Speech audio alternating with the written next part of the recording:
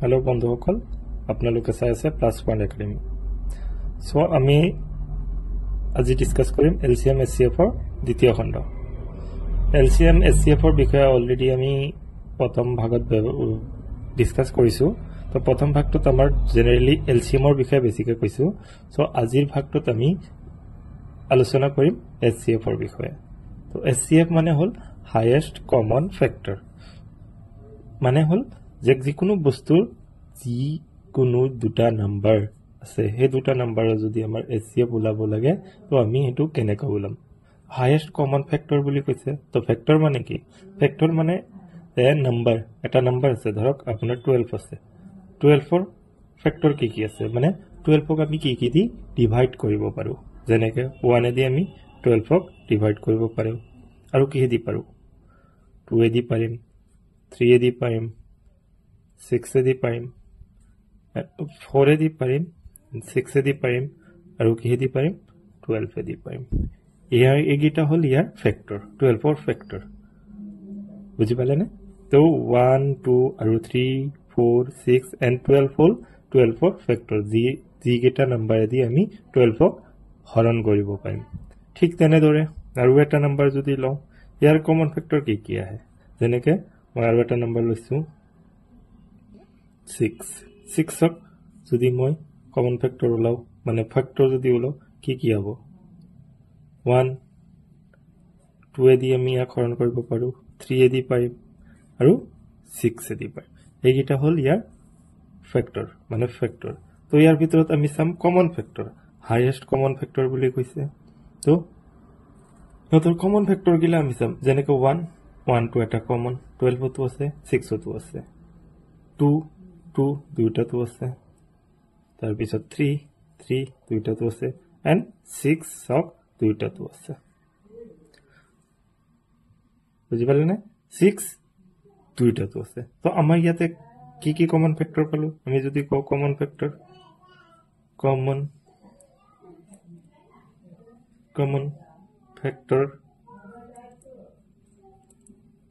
common factor কেইটা আমাৰ কি আহিল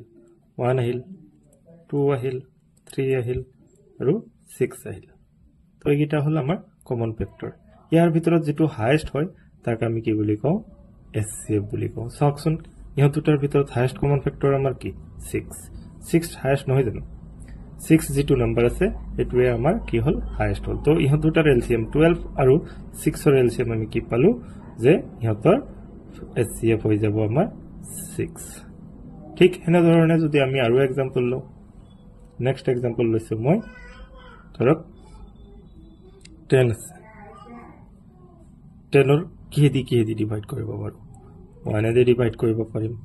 2 দি পাৰিম আৰু কি দি পাৰিম 5 আৰু 10 হৈ ঠিক তেনেকুৱা ধৰণৰ মোৰ 100 বা যিকোনো নাম্বাৰ আছে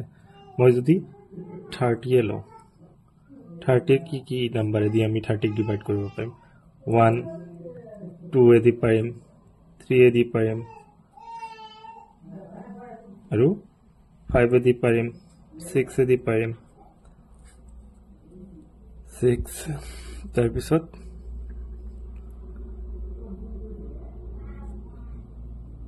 আপোনাৰ 10 দি পাৰিম 15 দি পাৰিম আৰু 30 নিজে এইগিটা হল ইয়াৰ ফ্যাক্টৰ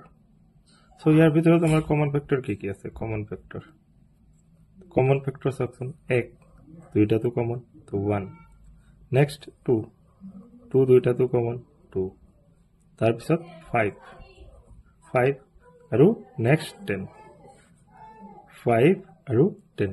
তো এসসিএফ বুলি ক'লে ইয়াৰ ভিতৰত হাইয়েস্ট চাওকচোন কোনটো হাইয়েস্ট আমাৰ এইটো 10 তো এসসিএফ ইকুৱেল টু আমাৰ কি হৈ যাব 10 এটো হল আমাৰ এসসিএফ ৰ কনসেপ্ট তো এসসিএফ ওলোৱাৰ আৰু এটা পদ্ধতি যেনেকৈ আমি এলসিএম ওলাইছিলো এতিয়া 10 আৰু 30 ক যদি মই একেলগে ফ্যাক্টৰাইজ কৰো প্ৰাইম ফ্যাক্টৰাইজেশন কৰো তো আমাৰ কি ওলাই যাব এসসিএফ ওলাই যাব যেনেকৈ প্ৰাইম ফ্যাক্টৰাইজেশন এনেকৈ কৰো আমি 2 দি দিও 2 দি দিলে 10 ত 5 times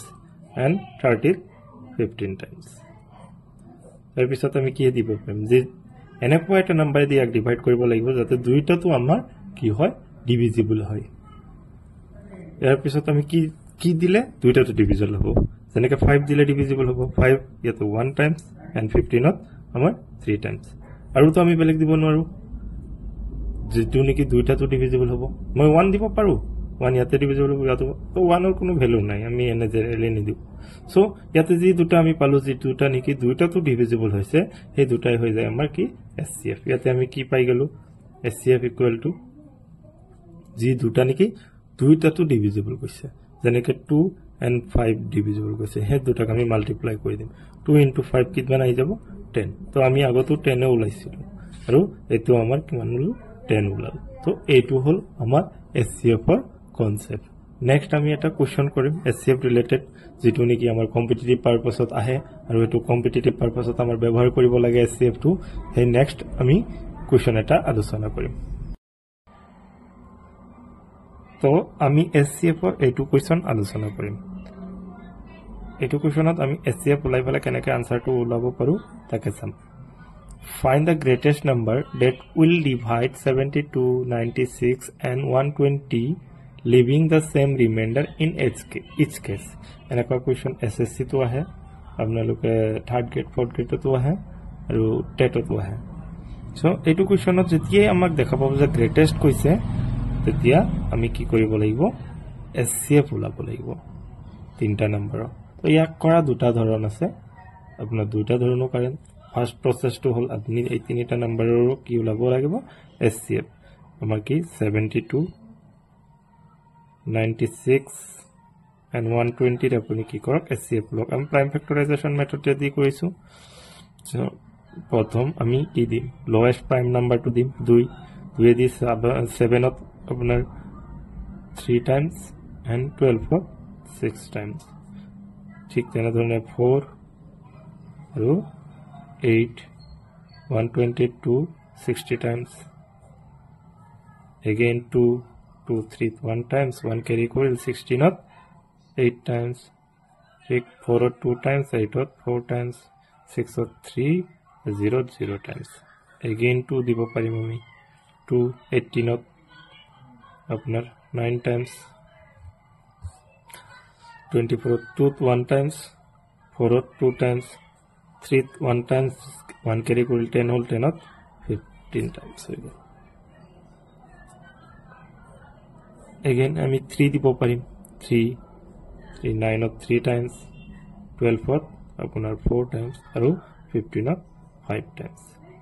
to ami ki dekha palu jigita kom gutei gitate factor to divide hoise mane jigita number apunar duita to ki hoise divisible hoise ei gutei gita ami ki kori multiply kori to yar SCF to kiman hobo SCF apni multiply koribo dibo 2 into 2 into 2 into 3 yak jodi ami multiply koru 2 2 za 4 4 2 za 8 8 3 za 24 amar correct option eto so 24 to jodi ami amar correct answer hola aru eta process ase ki apnar jigita number ase hegita greatest number opra minus kori dile hol jeneke